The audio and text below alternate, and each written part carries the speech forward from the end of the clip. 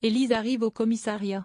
Une fois à son bureau, elle ouvre un message de la Guardia Civile qui lui annonce qu'ils ont retrouvé la carcasse d'un véhicule calciné hier dans les environs de Gers. Les plaques correspondent à la voiture de Fabrice. L'incendie daterait de la semaine dernière. Élise s'empresse d'annoncer cette nouvelle à Becker. Le commissaire pense que Fabrice se cache dans les environs. Ça leur permet de réduire le périmètre de recherche. Élise l'informe également qu'ils ont réussi à retrouver un téléphone dans la boîte à gants. La police espagnole va tenter de l'analyser. Cécile est chez elle, pensive. Elle voit alors Margot qui s'apprête à partir travailler. Cécile veut que sa sœur continue de se reposer mais Margot lui confie qu'elle a besoin de retourner au cabinet pour avancer. Elle lui assure qu'elle va très bien. Cécile a des doutes, mais elle laisse sa sœur partir. Arrivée au cabinet, Margot n'est pas très à l'aise. Elle regarde le moindre recoin. Florent et Johanna la sortent de ses pensées pour l'accueillir. Ils sont heureux de la retrouver. Elle les rassure. Un peu plus tard dans la journée, Margot est seule dans la salle de réunion. Elle repense encore une fois à la prise d'otage. C'est à ce moment-là qu'arrive Florent.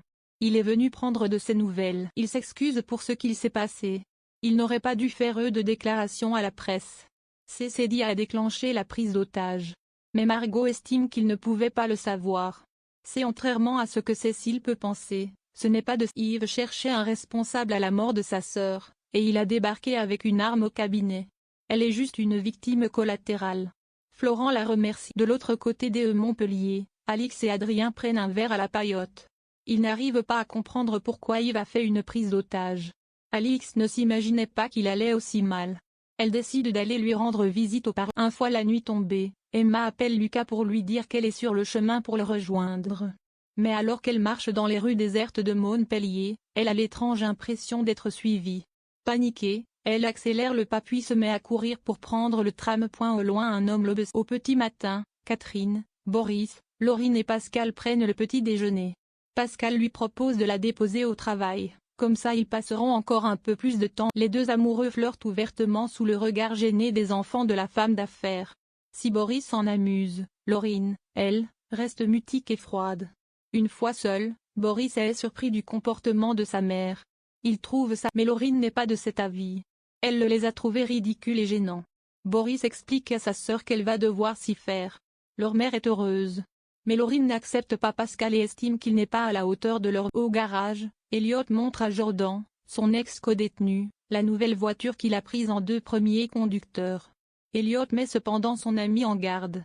Il ne doit pas faire de bêtises avec la voiture. Jordan sait que ce travail est une chance inouïe. Il va faire bien attention. Elliot l'informe également que Catherine Elomière est une cliente très importante. Il va continuer à s'occuper personnellement d'elle. Chez Elle Cosmétiques, Elisabeth fait un point avec Boris et Muriel. La femme d'affaires constate qu'ils ne sont pas raccords sur les dossiers. Ils se chamaillent devant elle. Elle met fin à la discussion et demande à Boris d'aller appeler immédiatement l'agence. Une fois seule, Elisabeth retient Muriel. Elle lui demande ce qu'il se passe entre eux. Elle a remarqué qu'il y a des tensions entre eux. Elle lui demande de régler le problème dans les plus brefs délais car elle ne supporte plus de travailler dans cet endroit. Un peu plus tard dans la journée, Catherine est en voiture avec Elliot. Elle lui demande s'il a avancé sur son projet d'extension d'entreprise. Elliot lui annonce que c'est bien le cas et qu'il a embauché un 2e chauffeur. Il lui explique qu'il a pour projet de proposer des courses exclusivement aux entreprises avec des prestations haut de gamme. Catherine le félicite et lui demande de lui envoyer son business plan. Elle envisage d'investir dans son projet. Le soir venu, Muriel et Boris sont seuls chez Elle Cosmétiques. La jeune femme en profite pour discuter avec Boris. Tout le monde a remarqué que leur relation était tendue. Cela commence à affecter leur travail. Elle lui demande quel est son problème afin qu'il puisse le régler comme deux. Boris lui explique qu'il n'a pas de problème, mais que c'est elle qui en a un avec lui. Selon lui, elle ne supporte pas qu'il voie d'autres femmes. Mais Muriel n'est pas de cet avis. Il peut bien coucher avec. Il est juste un gamin pourri gâté qui pense que toutes les femmes rampent à ses pieds. Pour Boris, c'est cependant tout le contraire. Muriel est surtout vexée qu'il ne lui court plus après. Elle lui en veut parce qu'il a réussi à tourner. Selon lui, elle cherche n'importe quel prétexte pour lui faire des reproches. Elle ne veut pas de lui, mais elle ne veut pas non plus qu'il soit heureux sans elle. Mais il a désormais trouvé le bonheur. Il faut qu'elle l'oublie. Peinée par ce qu'il vient de lui dire, Muriel lui met une gifle et s'en va. Réalisant qu'il est allé trop loin, Boris part à sa poursuite. Il s'excuse pour ce qu'il lui a dit. Il lui avoue qu'elle a raison sur toute la ligne. Il voit des filles pour tenter de l'oublier mais il pense à elle constamment. Il souffre de la voir tous les jours.